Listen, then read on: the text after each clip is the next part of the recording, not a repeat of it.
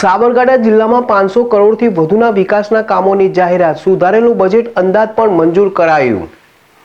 ગુજરાત રાજ્યનું બજેટ રજૂ થયા બાદ આજે સાબરકાંઠા જિલ્લા પંચાયતનું બજેટ રજૂ કરવામાં આવ્યું હતું, જેમાં ઉત્તર ગુજરાતમાં સૌ પ્રથમવાર વન નેશન વન ઇલેક્શન ઠરાવ સર્વાનુમતે પસાર થયો હતો।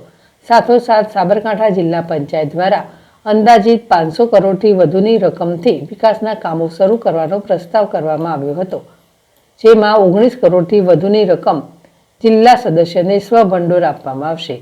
આ સાથે 180 કરોડના ખર્ચે જિલ્લામાં નવીનતમ ડામરના રસ્તા બનાવવામાં આવશે, તેમજ 1300 જેટલા સ્કૂલના ઓરડા નવા બનાવાશે અને સૌથી વધારે નવી આંગણવાડીઓના નિર્ણયથી પણ જાહેરાત થઈ છે।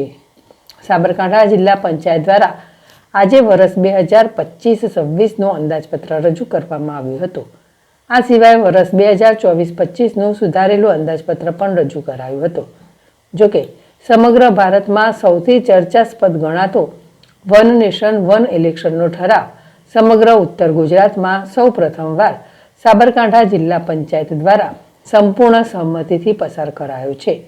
સાબરકાંઠા જિલ્લામાં પ્રત્યેક જિલ્લા સદસ્યને 30 લાખ જેટલી રાજ્ય સરકારની ગ્રાન્ટ આપવામાં આવશે, તેમજ સાબરકાંઠા જિલ્લા પંચાયત દ્વારા પ્રત્યેક સદસ્યની ₹10 લાખની ગ્રાન્ટ ફાળવવામાં આવશે। જોકે સાબરકાંઠા જિલ્લામાં 1300થી વધારે સ્કૂલોમાં નવીન ઓરડા બનાવવાનું લક્ષ્યાંક રજૂ કરાયું છે, તેમજ 180 કરોડના ખર્ચે સાબરકાંઠા જિલ્લા પંચાયતમાં નવા ડામર રોડનો પ્રસ્તાવ મુકાયો છે। આ સિવાય સાબરકાંઠા જિલ્લા પંચાયતના સભા હોલને અતિ આધુનિક બનાવવાનો પણ ઠરાવ કરાયો છે, તેમજ આજે સાબરકાંઠા જિલ્લા પંચાયત દ્વારા ₹1 કરોડના ખર્ચે ડિજિટલ રેકોર્ડ રૂમનું ખાતમુહૂર્ત કરાયું છે, જે આગામી 3 માસની સમયમર્યાદામાં પૂર્ણ થશે।